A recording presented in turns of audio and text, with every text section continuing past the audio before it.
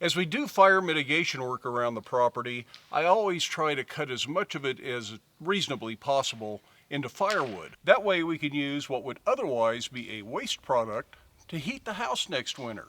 However, you still end up with a whole lot of sticks and twigs and little branches that are just way too small to be useful firewood, and this becomes a real problem to dispose of. For us, there's really four options of how we dispose of our slash piles. Certainly the easiest is just to pile it up wherever it's kind of out of the way and let it rot over the years. That also provides a home for small mammals to take shelter in, but there are a few problems. One, there are piles like that on the property that were here when we bought the place over 12 years ago, and they still aren't gone because they don't rot that fast. And two, in the meantime, they are still somewhat of a fire hazard. The fresher the pile is, the bigger the fire hazard. So what you really end up doing is creating these big bonfire piles all over your property and hoping they don't catch fire. And that's sort of the opposite of the point of doing fire mitigation. So it isn't my preferred method, but we do it in some places because it really does get to be hard to drag all the slash out to some place where you can deal with it one of the other ways. One of those other ways to deal with slash is to hire somebody to chip it or to rent a chipper.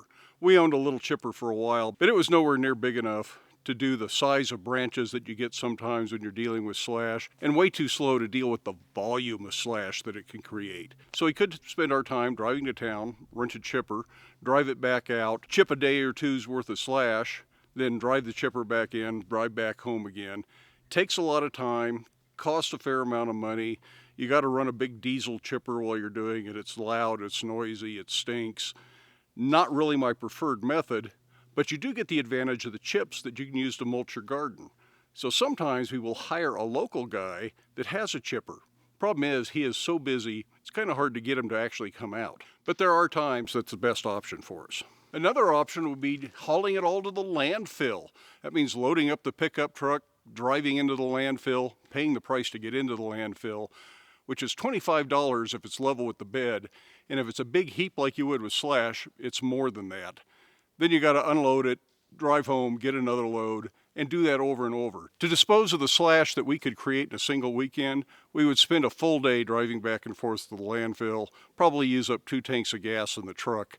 So that's not really a very good option. Who knows how much it would cost to get in there, because they're pretty big loads volume-wise. And that leaves the fourth option, which is the one most people use around here. The fire department, the Forest Service, people that maintain public lands, tend to go with this fourth option, and that is simply burning it. You still have to pile it up somewhere safe and wait for a nice wet day. Today is ideal. It rained all day yesterday, been raining a little bit today, supposed to snow 3 to 5 inches tonight, so this is a perfect day to burn a slash pile or two. Now, one of the downsides to burning the slash piles, of course, is it puts more pollution in the air, and I really would prefer not to do that. But the way I look at it, we're trying to prevent a wildfire which could burn thousands of acres, and that's a whole lot more air pollution than this little pile of slash I've got behind me. So if burning this pile helps keep that fire from starting or spreading, it's a better option.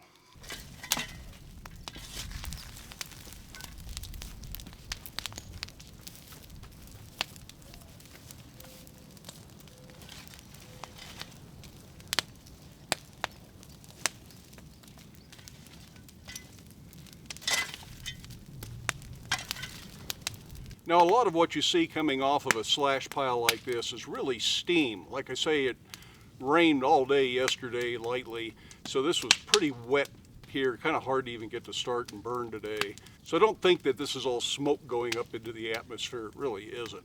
And that's usually the case with slash piles, because frequently the wood is still kind of green because they don't usually sit for a couple of years to completely dry out. Of course, another advantage to burning slash is it's one of those jobs where quite often you just get to lean on a shovel.